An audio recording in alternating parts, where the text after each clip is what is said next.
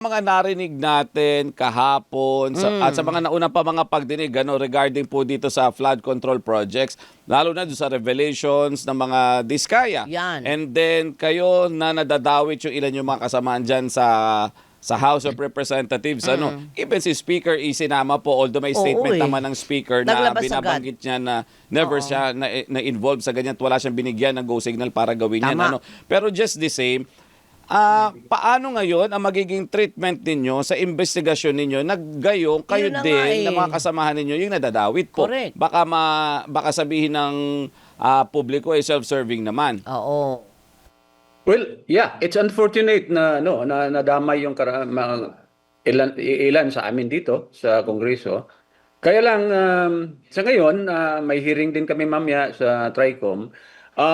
Yung mga napangalanan sa tingin ko hindi sila magpa-participate. So wala 'yon. Hindi sigurado akong wala. Nagbigay Pero- sila, kung ibig sabihin, nagpasabis na sila sa inyo, sa komite, na yung mga napangalanan ng mga diskaya kahapon Oo. ay hindi na muna lulutang dyan sa investigation po ninyo? Mag-i-inhibit? Mag-i-inhibit sila sa pagdinig? Or for today Well, only? tingin ko dahil wala akong natanggap na mga letter of na mag-inhibit sila. Pero sa tingin ko dahil napangalanan na nga, sa tingin ko hindi na sila aaten. Parang yun ang most prudent thing to do. Total, nakapagbigay sila ng statement na nilang kanya-kanya yesterday, Oo. Yes, Doris, I think yun nga ang tama. Yun ang kung siguro yun ang dapat nilang gawin talaga, no? Nadamay ngayong pangalan nila, linisin muna nila yon siguro bago sumali ulit sa mga hearings in succeeding days, no? Kung isa Pero lang, isa, Doris Opo. at Robert,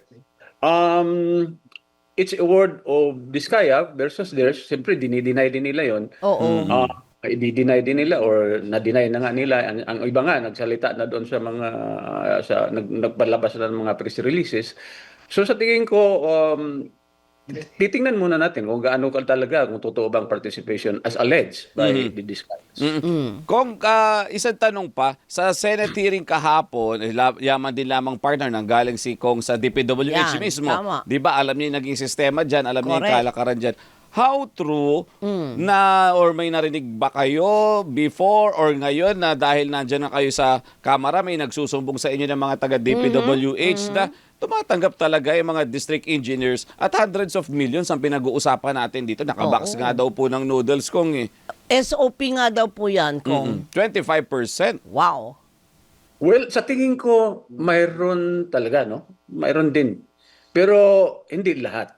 Mayroon namang medyo ayaw din talagang tumanggap. Mayroon ding, sa tingin ko, tumatanggap.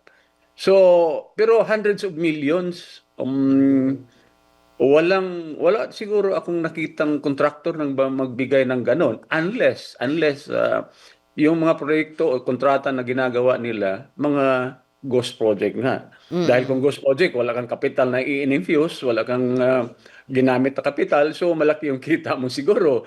So, yun siguro ang malaking magbibigay doon sa mga, kung sino yung kasama niya doon sa pag-ghost ng isang Totoo project. yun, di ba? Alright. Kung Oo. ilang billion or million Kaya partner, nga. tapos wala ka namang Walang- ilalabas na proyekto. wala talaga. Dami mong pera. Pero yung ang tanong ko rin, Kong, bukod sa marami kang pera, pagka ganyan po ba talagang nangyayari po ba yung sinasabi ng mga diskaya at yung ibang kontraktor na meron talagang kalakaran na pagka hindi ka nagbigay o Ayan. hindi ka sumali doon sa kanilang sistema, Yung share the blessing nila. oo, yung sharing is giving nila, ay ibabasura yung proyekto mo. Bibigyan ka ng problema, right Correct. of way, Right o of kaya way. itatapusin yung kontrata para hindi na maituloy sa yung Yun na kontrata, nga. i-award sa iba na willing magbigay. Correct. Actually, Doris, yan din ang problema na nakita ko. Bakit nga nasabi nila yon ng mga kontraktor? When they are legal naman sila, di ba? Mga triple A, quadruple nga sila ng mga malalaking kontraktor. Bakit nga sila magbigay? Kung legally they can participate naman, they can even, di ba? Kung wala ang magbibigay lang sila, kung may illegal din or may mga nakita yung BAC or yung Bids and Awards Committee, Oo. may nakita na diferensya sa kanilang mga papel. Pero kung legal ka naman at kumpleto ka ng papilis, hindi ka pwedeng i-disqualify. Opo. Oo. Pero kung partner, di ba parang ang nangyayari po kasi from the very beginning, mukhang alam nila na wala silang gagawing proyekto. Yun na nga eh. Well, ayan, siguro dahil like for example, Diskaya siguro dahil hindi ka talaga biglang lalaki ng ganun kalaki kung wala kang kasabwat na mga kasamahan doon sa Department of Public Works and Highways, ano. Well, ang una mo talagang titingnan diyan paano ka manalo sa bidding, 'di ba? Una. Oo. So, because of that, kailangan mong kausapin yung mga Bids and Awards Committee if kung ikaw hindi talaga kumpleto sa papel. Ibig sabihin, hindi ka legal na contractor siguro. Gusto mong ayusin yung mga bagay na cause of your disqualification. So, yun, doon ka makipag-usap. Pero kung yung mga malalaki na mga kumpleto na mga papilis na mga contractor, bakit ako magbigay kung ako lang sa kanila, di ba? Oo. Hindi nga po. Kung ikaw ay malaki talaga, AAA ka na nga, hindi mo naman kailangan ng, kumbaga ay maglagay, baka naman Yes. meron po nagsasabi na dahil malaki ka nga, kaya dapat itong ibigay mo. Well, nasa kanila yon kung magbibigay sila o hindi. Ibig ko sabihin kasi legal ako eh. Correct. Ba't ako magbibigay? Oo, Di ba? oo, Ba't ako magbibigay? So, I will participate and I will join the bidding. Pag manalo ako, gagawin ko ang tama. So, di ba? Ganun sana ang nasa isip ng mga malalaki kontraktor. Pero kung biglang pera ang kailangan mo, di ka maglalabas ng malaking kapital, at kailangan ka kumita ng malaki, so kausapin mo yung mga taong involved doon at i-bribe mo sila para palusutin yung mga dapat palusutin. Opo. Hindi kaya naging kung, sorry naman yun sa mga matatamaan, hindi kaya naging masyadong buwakaw, naging masyadong greedy, Greedy? naman yung iba na lahat na lang gusto nilang pasukin at very little cost or sometimes no cost at all pa at kumikita pa sila. That is the exact word, Doris. Greed talaga yon. Kung may kakikita ka naman talaga, construction companies, tribes, malalaki, di ba? Malalaki mga construction companies, lumalaki naman sila. Hindi dahil nagbabribe sila, kundi ginagawa nila ng tama yung kanilang mga dapat gawin. So, I think, yung bigla kang yayaman, yun, siguro ang gawin mo, pagbabribe ka sa mga tao na yan, para at least, kikita ka ng malaki. At less capital na nilagay mo. Opo. Kung yung sa hearing po ninyo ngayon dito sa Kamara, ano po yung ini-expect na pwedeng abangan ng ating mga kababayan? May revelations din po ba? And then, kahapon po sa Senado, hindi po lumutang si Baguio City Mayor Benjamin Magalong. Okay. Bagamat inimbitahan po siya ng Senado, ang sagot po niya doon sa sulat niya kasi partner, Oo. ay ine-expect niya na ipatatawag siya ng Kamara at gusto niya sa Kamara siya magsalita mauna. Ganun ba? Kesa sa ibang forum. Mas Oo. gusto niya daw sa House of Representatives. Naimbitahan po ba siya? Ine-expect po ba natin na darating si Mayor Magalong din po today? Actually, walang invitation kay Mayor Magalong. But we were informed na si Mayor Vico yata aaten. Bakit hindi natin na-invite si Oo nga. Mayor Magalong kung considering na may mga statement na siya na sinasabi, even ang Pangulo nakausap na po niya? Iyan.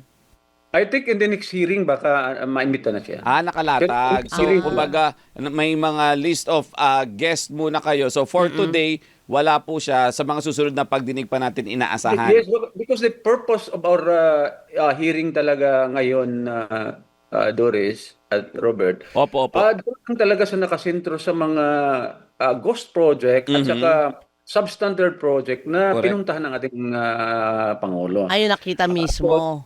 Doon ang focus muna namin sa so si Mayor Magalong, Baguio siya, medyo hindi pa masyado dito dahil dito nga kami nakapokus muna sa ghost project at saka substandard. Alright. Nasa Bulacan. Opo. Kung bukod po kay Mayor Vico, sino pang mga isasalang nyo today? Lahat ng mga, yung 15 contractors na pinangalanan, especially, of course, Diskaya. Then, yung Wawaw at saka yung Simps na sila yung may mga ghost projects, yun ang ating isa lang. Then yung District Engineering Office, from the District Engineer down to the Project Engineer at Materials Engineer, isasalang natin para alamin natin ba't nangyari yan. Sa dami ng pumipirma, ay siguro more than 10 or 15 ang pipirma dyan bago magkaroon ng tawag na dayaan. Then, patawag din natin ang Commission on Audit, yung mga hipi ng Department of Public Works and Highways, yung